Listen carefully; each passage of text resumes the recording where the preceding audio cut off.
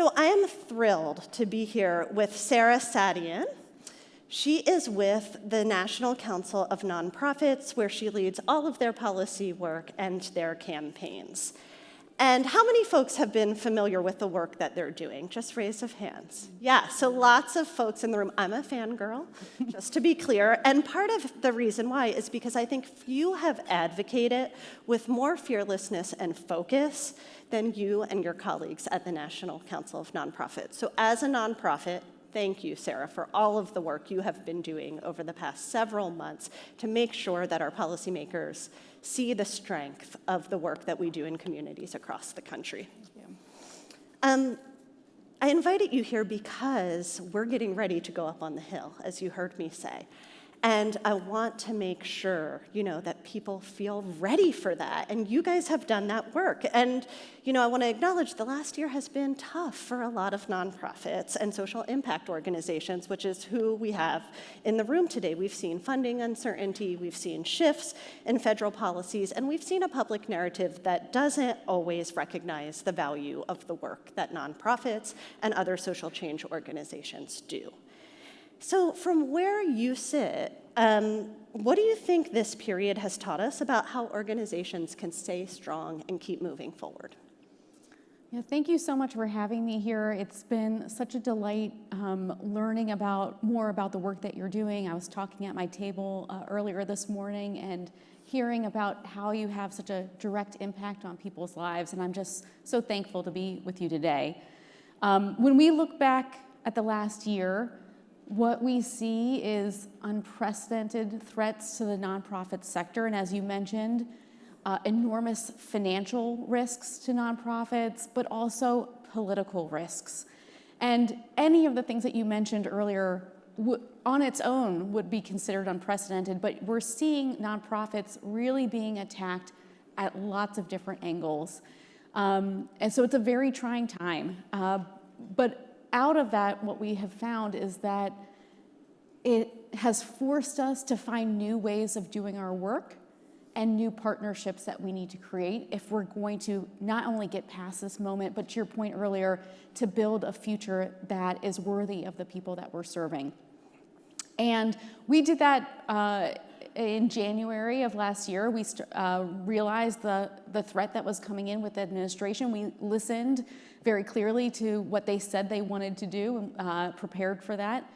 And within 1 week of the inauguration, OMB issued a directive to all federal agencies that they were going to freeze all federal funds overnight. And as you can imagine, we were hearing from nonprofits in our network and others who were terrified about what that could mean for the organizations that they run and the people that they're serving.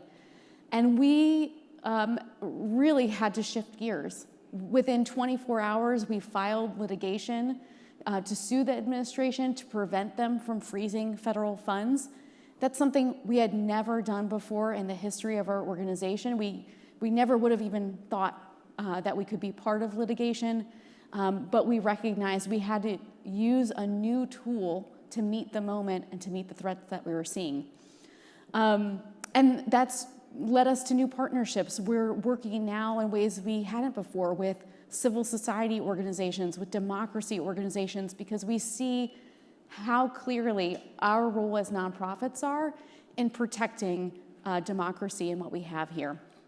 So there is certainly troubling times, but what we have tried to do is see this as an opportunity to do things in a different way, to work with new partners, and to find a new way ahead, because we're not going back to the status quo of what we had before. Things are changing, and it's really on us to complete our missions in maybe a new way that we had contemplated. And have you seen nonprofits coming together in new ways who work on different issues in different communities? What has that looked like for you all? Yeah, absolutely. I think what you're seeing here is that when we stand together in solidarity across the issues that we work on, we can be an incredibly powerful force. So I mentioned earlier OMB's funding freeze. Well, of course, that caused an enormous amount of reaction and outrage and concern from nonprofits across the country. And within 48 hours, the administration was forced to rescind that OMB directive. And that's because of all of you in the room calling your members of Congress, calling your local and state elected officials and saying, this is impossible, this can't happen, it will have a direct harm on our community. And because of that, because of all of you, we see real successes where we've been able to force back the administration from the harm that they're proposing. Yeah, thank you so much, Sarah. Tell us a little bit more. I mean, folks are getting ready to go up on the Hill, right? And so part of that is, and just so you know, like the folks that are in the room are going up in state delegations. So across different sectors, across different types of organizations, they have different perspectives. They might not agree on every single position, but they are here to fight to protect investments in our workforce, which is one of the key things that they do agree on. And I'm curious if you can tell us, like based on the work that you've done, how can local organizations tell the stories of their community, sharing different perspectives from different aspects of their community, but tell that story so that policymakers understand the value that they're bringing to their communities, but also how federal policy and funding is such a big partner in bringing that value? Absolutely. I actually think you guys have such a compelling story to tell, just from talking with all of you today, earlier, and talking to Brooke. You are directly working in members of Congress in their districts, in their states. You're serving their constituents. You're helping them achieve a better life, a life of their choosing, where their work is dignifying and rewarding to them and their families.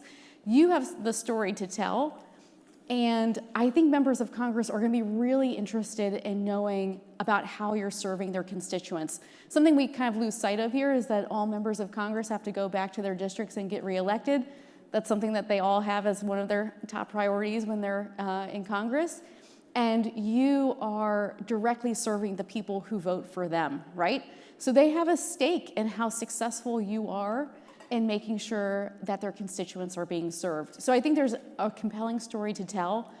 And I love the fact that you're bringing people together who have different points of view to make that case, because we know that if we're united with one voice and solidarity, we can have a much greater impact than if we're allowing the administration to try to divide and conquer the work that we do. The more we can stay aligned on the long-term vision, the more effective your storytelling will be, the more of an impact that you can have with your members of Congress. Yeah, and as somebody who has gone on a number of Hill visits, including my first Hill visits ever before I joined the staff of National Skills Coalition when I was a local advocate, I came to a skills summit and went up on the Hill for the first time. You know, having done those Hill visits, I feel like some of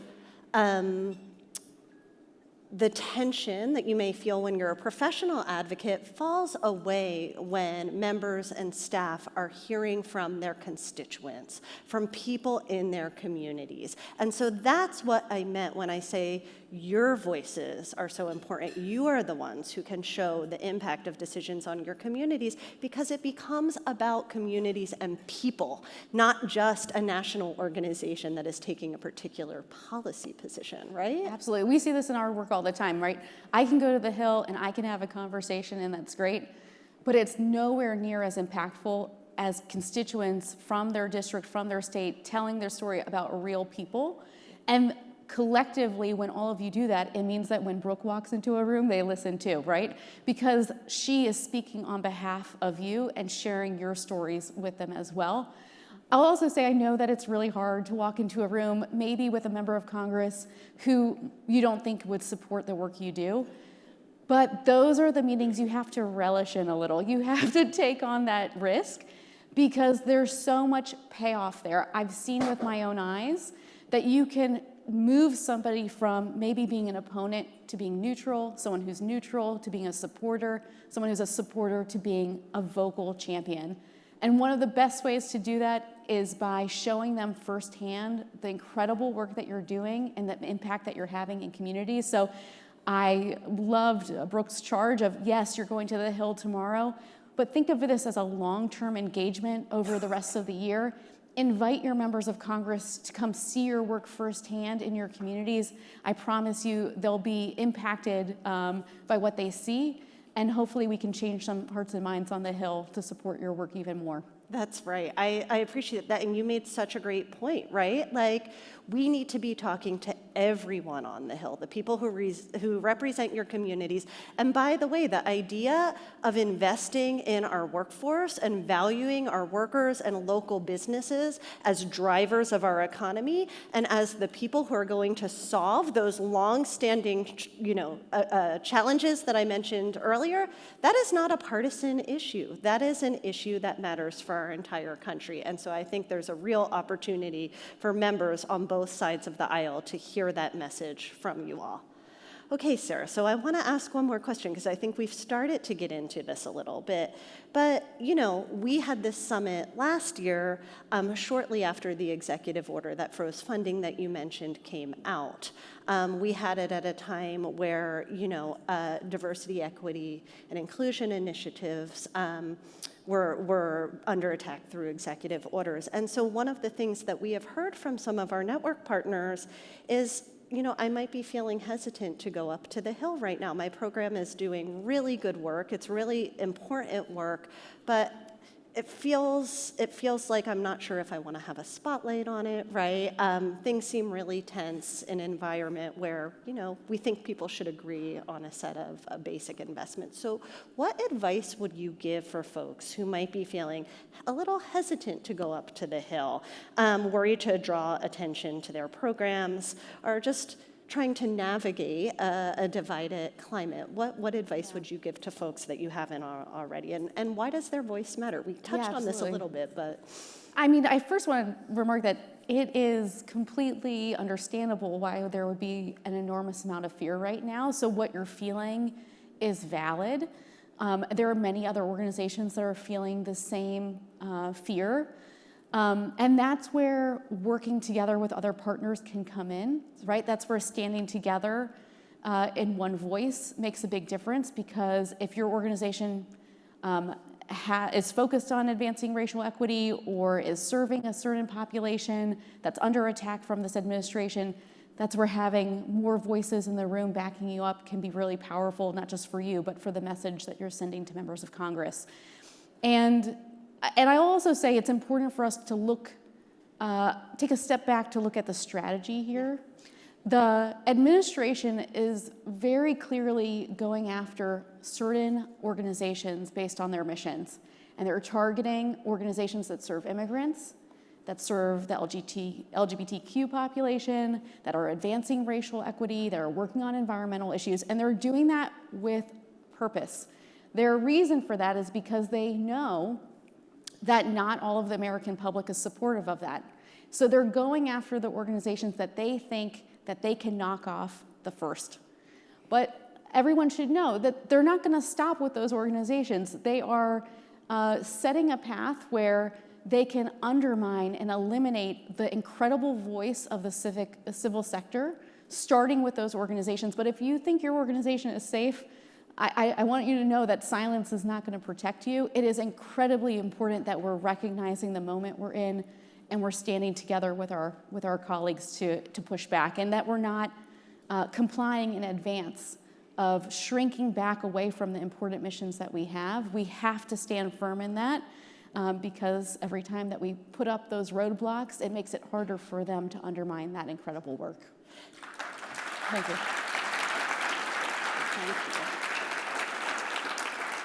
And I think there are members of Congress from districts across the country, from both parties, who understand how important the work that you all are doing in your communities is, both to their constituents and communities, but also to their local economies. And so something that you said, Sarah, sticks with me, because people will be meeting as delegations in just a short time before they go up to the Hill.